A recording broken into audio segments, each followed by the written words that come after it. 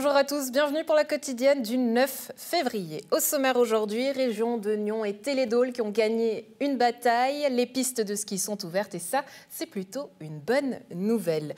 En sport, le BBC Nyon se prépare pour son prochain match du mercredi face à Bâle. Alexandre Caporal vous propose un premier échauffement en compagnie de Laurent Bachelard. Enfin, en culture, on s'intéresse à l'usine à gaz qui doit encore trouver 430 000 francs pour finir la rénovation de sa structure à quelques mois de l'ouverture officielle. Vous pouvez y participer, on en parle en plateau.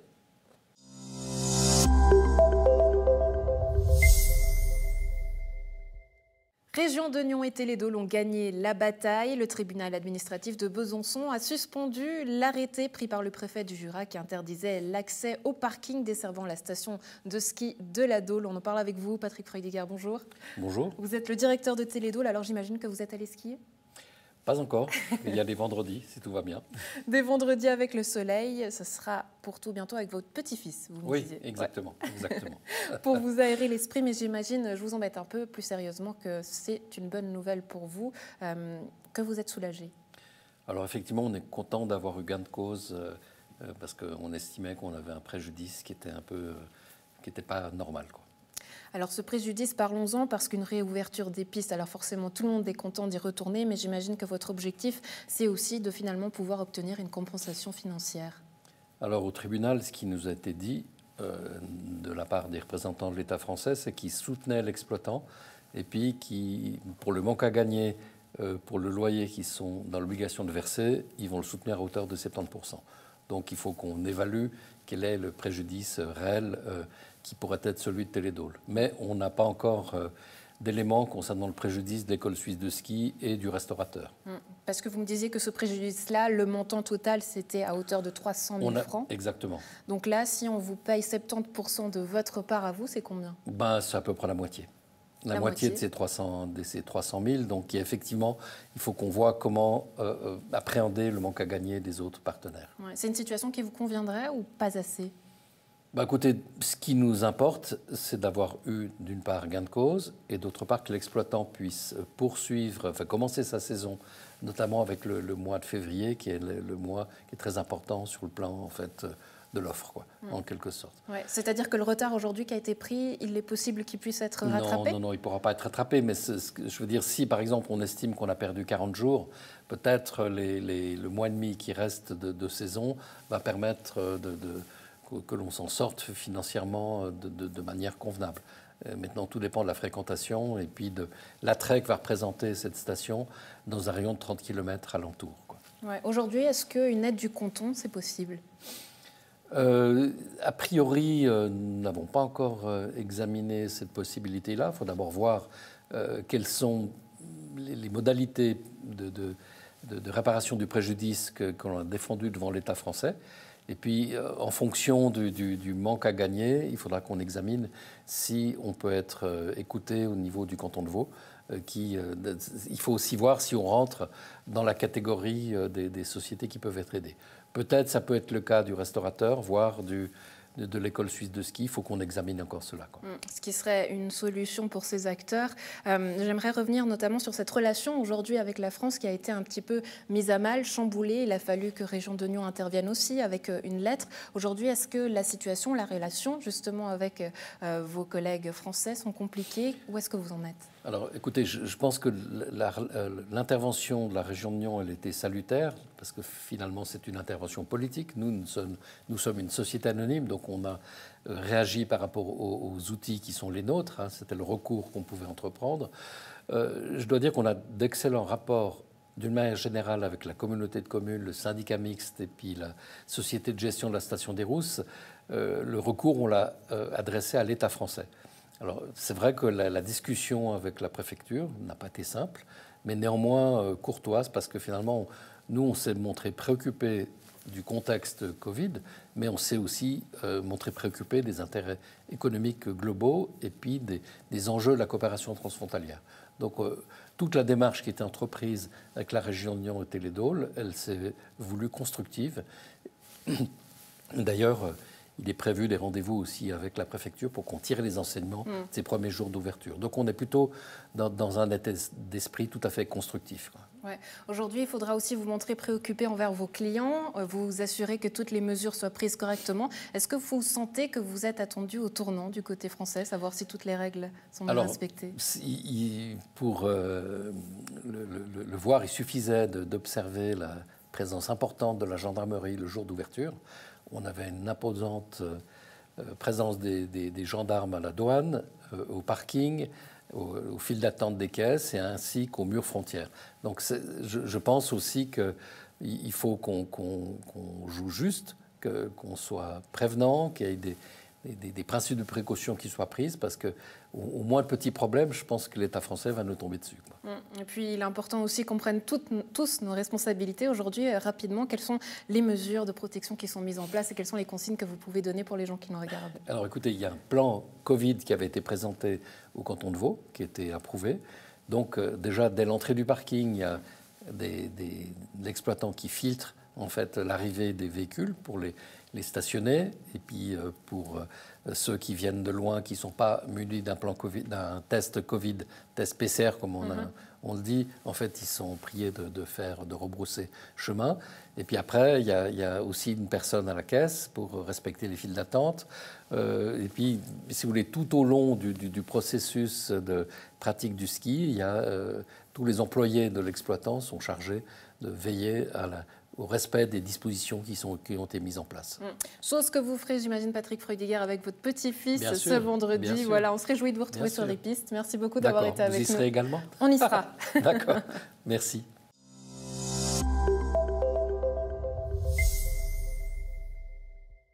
On parle à nouveau basket aujourd'hui puisque le BBC Nyon dispute en ce moment les championnats pour sa deuxième saison en Ligue A. Actuellement 9e et dernier du classement, les Nyonnais ne déméritent pas et vont tout donner ce mercredi soir à domicile face aux Star Wings de Bâle pour arracher la 8e place. J'en profite pour vous dire que le match sera diffusé donc mercredi soir à 19h30 en direct sur NRTV. Pour parler des enjeux de ce match et de la préparation des joueurs et revenir sur cette saison en demi-teinte, j'accueille sur le plateau Laurent Bachelard qui est donc trésorier du club BBC Nyon. Bonjour Laurent. Bonjour Alexandre. Alors comme j'ai dit, championnat un petit peu difficile jusqu'à présent avec un seul match gagné. Et oui, malheureusement c'est la loi du sport. Je veux dire, c'est un championnat qui est compliqué, je veux dire, par tout ce qu'on sait, par la pandémie, etc. Et c'est vrai que nous, on avait voulu commencer la saison avec 2 Américains, donc 2 étrangers. Malheureusement, un est rentré en Amérique pour des raisons familiales liées au Covid. Et on s'est retrouvé avec un seul étranger jusqu'au mois de janvier, où là, on a engagé Amir Williams, qui va faire son 4e match demain. Il me semble qu'il y a eu d'autres difficultés aussi, des joueurs malades, blessés. Alors, pas de Covid dans votre club, mais quelques difficultés comme ça, de santé? Bien sûr, on est un contingent assez restreint. Je veux dire, la plupart, c'est tous des gens du cru, donc de Nyon, du mouvement jeunesse. Et c'est vrai qu'on a eu passablement de blessés ou aussi un peu d'absence liée au Covid, puisqu'on a quand même aussi vécu de la quarantaine, qui n'est pas une excuse, puisque toutes les équipes ont vécu ça, et dans tout sport confondu. Alors je disais, Nyon, même si on est pour le moment dernier du classement, Nyon n'a pas démérité, puisqu'au final, il apparaissait comme outsider dans cette compétition. Au final, il y a du positif à retirer là-dedans. Mais pour moi ou pour nous, il y a beaucoup de positifs. L'équipe se bat du début à la fin. Je veux dire, également, ça va aussi sur ce fameux projet qu'on a en cours pour avoir une équipe avec énormément de joueurs du cru, ce qu'on a aujourd'hui. Et les joueurs ne déméritent pas, parce que je veux dire, au début de l'année, ça a été compliqué de prendre défaite par défaite. Et on voit maintenant, depuis quelques matchs, où il y a une meilleure stabilité. C'est clair qu'Amir Williams, qui est arrivé début janvier, amène beaucoup d'équilibre à l'équipe. Et c'est plaisant à voir, et ça donne aussi beaucoup plus d'envie à tout le monde d'arriver à quelque chose de bien. Alors, mercredi soir, donc, ce sera contre Bâle. Comment faire pour gagner contre Bâle ?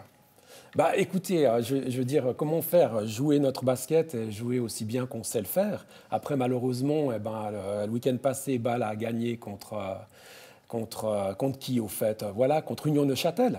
Et ce qui veut dire que maintenant, on a 6 points de retard par rapport à Neuchâtel, par rapport à Bâle, pardon. Et c'est vrai que le match de demain est capital si on veut arriver dans les playoffs. Ça, c'est clair. Quelles sont les ressources nécessaires, puisque Bâle, du coup, est un adversaire connu. Nyon a connu aussi des défaites face à Bâle. Comment faire pour se surpasser et puis espérer les prendre? Mais je pense que surpasser, il n'y a pas besoin parce que, comme je vous dis, l'équipe, elle est très concentrée, elle joue bien. Et je pense qu'il faut simplement continuer à jouer notre basket. Et puis, la victoire doit être au rendez-vous. C'est clair, quand on voit rien que les 3 derniers matchs qu'on a faits, je veux dire, avec l'apport d'Amir Williams, c'est clair qu'on est très positif par rapport au match de demain. Alors, on l'a dit, le but premier, ça va être d'essayer d'arracher cette 8e place. Quels sont les autres objectifs, justement, pour le BBC Nyon dans cette course? C'est une bonne question. Alors, bien sûr, un des objectifs, c'est les playoffs. Donc là, demain, on finit le 2e tour. Le 3e va recommencer. Comme on va être forcément 9e, on va malheureusement avoir les ténors du championnat chez nous. Mais nos adversaires directs, ce sera à l'extérieur. Donc ça, c'est un souci. Comme c'est le 3e tour et qu'on match aller, ça veut dire que nous, on doit récupérer 6 points contre Bâle. Donc ça veut dire absolument gagner demain, c'est primordial. Gagner au 3e tour chez eux et gagner contre une autre équipe. Et après, on pourra participer aux playoffs, ce qui est quand même, je veux dire, important pour nous, et c'est quand même le but. Après, on est encore en Coupe Suisse, donc on va jouer contre Boncourt à la maison. Pour les quarts de finale. Pour les quarts de finale. La Coupe Suisse, c'est des confrontations à élimination directe. Et puis, Inch'Allah, on verra bien. C'est ça. Donc là, en tout cas, pour les playoffs, on va dire les chances sont assez réduites, mais l'espoir est là. Ah, mais à Nyon, il y a toujours de l'espoir. Je veux dire, ça, c'est clair. Mais effectivement, les chances s'amenuisent depuis le week-end passé. Ça, c'est clair. Mais on a bon espoir de gagner demain contre Bâle, gagner à Bâle au 3e tour. Et après, il suffit de battre une autre équipe et que Bâle perde tout. C'est ce qu'on souhaite en tout cas au BBC Nyon. Donc, on rappelle ce match qui sera donc diffusé en direct demain soir, mercredi à 19h30 sur NRTV. On leur souhaite le meilleur justement et de gagner, bien entendu. Merci beaucoup Laurent Bachelard. On rappelle que vous êtes trésorier du club BBC Nyon. Merci d'avoir été avec nous. Merci à vous Alexandre, c'était un plaisir. À très bientôt. Merci beaucoup et à très bientôt.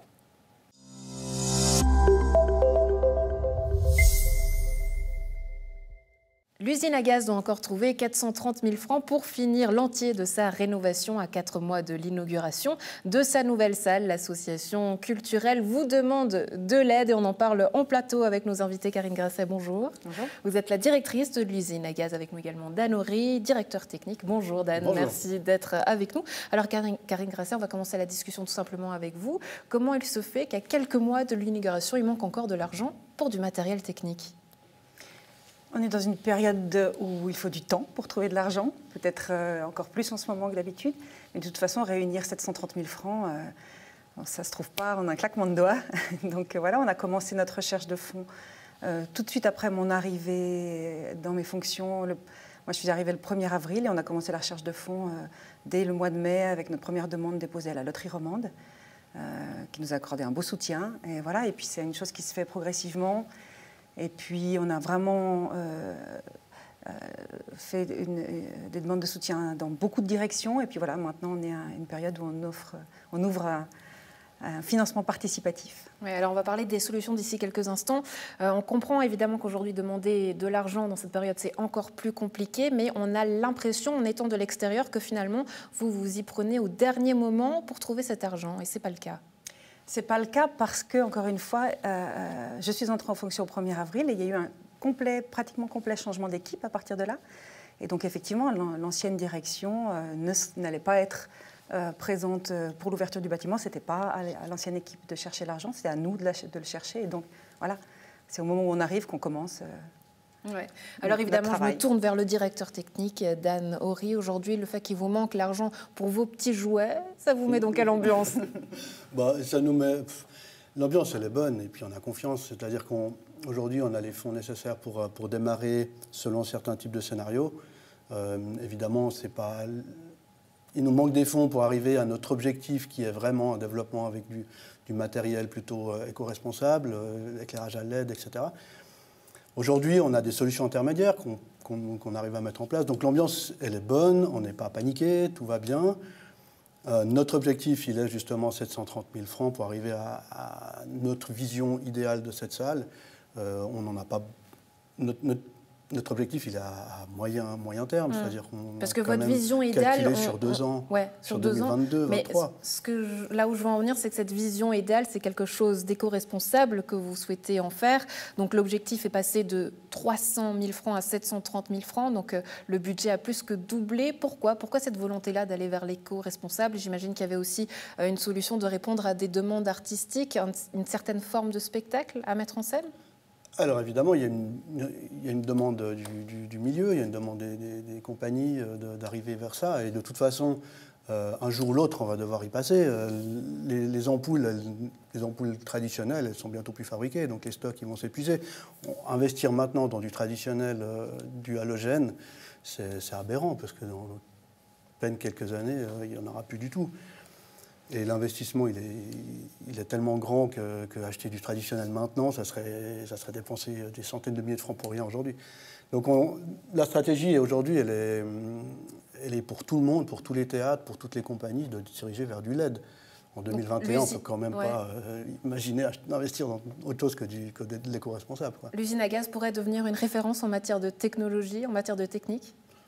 Une référence, je ne sais pas, on ne va pas inventer, on va pas être, on n'est pas prétentieux, on ne va pas prétendre être mieux que tous les autres, mais on aimerait en tout cas être dans les salles qui investissent dans ce qu'il faut pour être éco-responsable. Oui, ouais. Ce qui est important aussi de comprendre, c'est que quand on investit dans le matériel, on investit pour du long terme.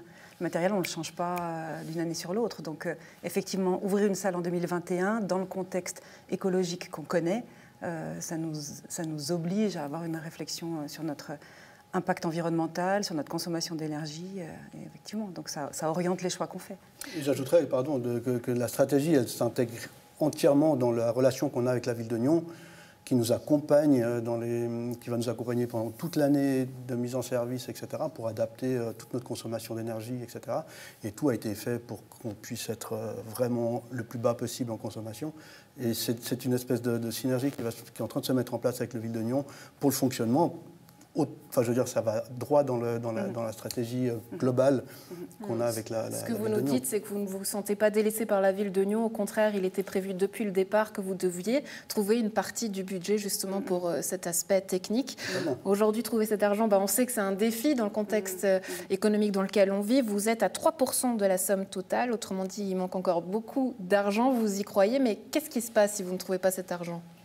Alors, il y a beaucoup de questions là. Je vais commencer par relever le fait qu'effectivement, pour moi, c'est important de rappeler qu'on ne se sent pas du tout abandonné par la ville de Nyon. C'est dans notre contrat, c'est dans le contrat qu'on a avec la ville depuis le départ, depuis la décision de construction de ces travaux, que l'association Usine à gaz aura la responsabilité d'équiper techniquement le lieu. La ville construit un bâtiment qui est extrêmement sophistiqué déjà, qui a déjà toute une base technique très solide et très moderne, enfin très adaptée à la construction d'un bâtiment aujourd'hui. Et effectivement, c'est à nous ensuite de le faire fonctionner. Et donc, comme n'importe quel locataire arrive dans un appartement et achète son mobilier pour habiter l'appartement. Donc voilà. Si vous ne trouvez pas l'argent, qu'est-ce qui se passe ? Si on ne trouve pas l'argent, eh bien, comme disait Dan tout à l'heure, on a plusieurs scénarios. On n'a pas l'argent, on a déjà, sur 730 000, on a déjà 300. Donc on n'a pas rien.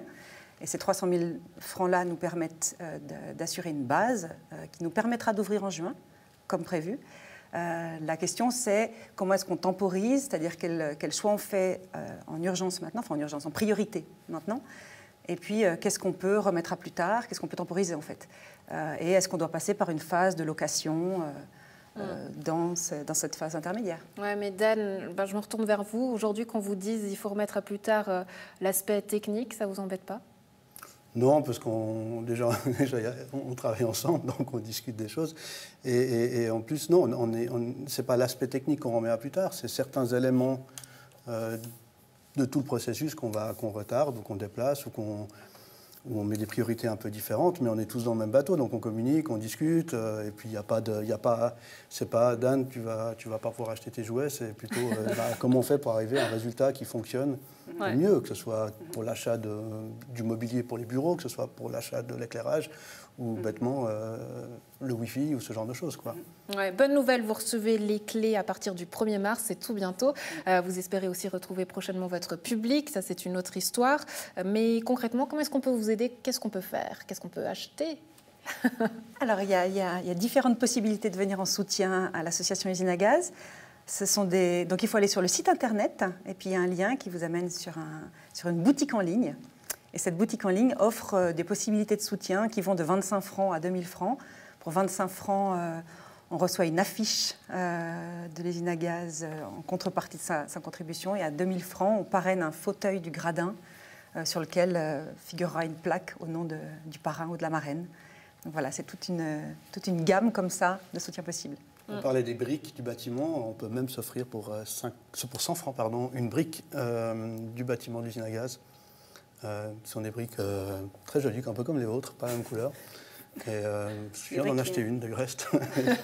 Chacun sa brique, son nom, sur le Exact. fauteuil, tout est possible. Bon, à la maison, vous aurez compris ce qu'il vous reste à faire. Karine Grasset-Danory, merci beaucoup d'avoir été avec nous. Merci à vous. Merci à vous. Bonne journée. Merci.